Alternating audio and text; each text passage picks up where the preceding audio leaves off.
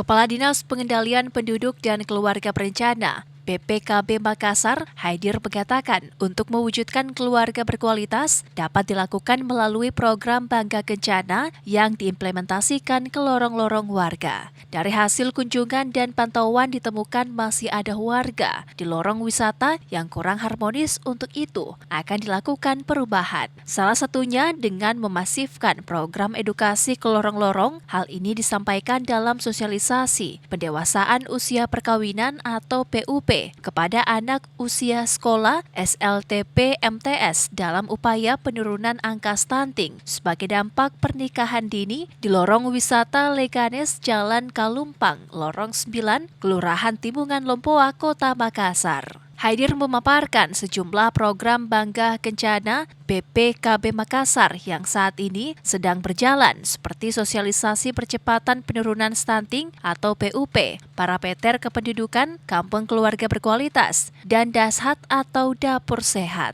Sementara itu, pernikahan dini juga dianggap menjadi salah satu penyumbang pada angka stunting karena belum siapnya menjadi orang tua siaga.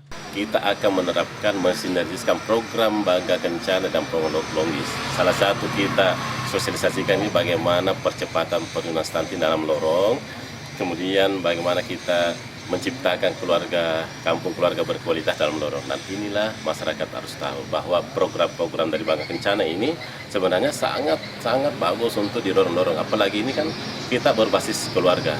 Jadi kami sampaikan kepada jajaran lorong wisata, baik dalurnya, Pak Lurah, PJ, RT, RW, itu bagaimana kita samakan persepsi. Kita harus menciptakan keluarga berkualitas. Peserta dalam acara sosialisasi ini adalah warga yang berasal dari Kecamatan Bentuala, Kelurahan Timbungan Lompoa, Longwis, Lurah Timbungan Lompoa, Adi Mitra. Masyarakat banyak terima kasih atas program dari Dinas Pengendalian Penduduk dan Keluarga Berencana Kota Makassar yang telah memberikan edukasi kepada masyarakat, terutamanya mengenai pengendalian penduduk dan keluarga berencana.